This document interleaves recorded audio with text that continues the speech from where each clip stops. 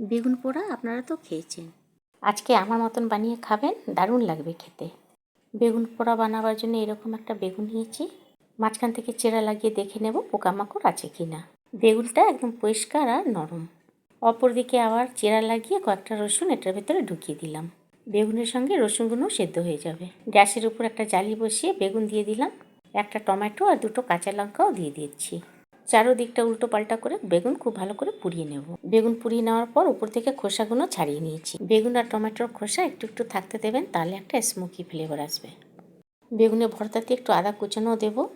রসুন লঙ্কা খুব ভালো করে সেদ্ধ হয়ে গেছে। পরিমাণ মতো নুন দিয়ে দিলাম। 1 চামচের মতো সর্ষের তেল দিয়ে দেবো। একটা পেঁয়াজ কুচিয়ে রেখেছিলাম দিয়ে দিলাম।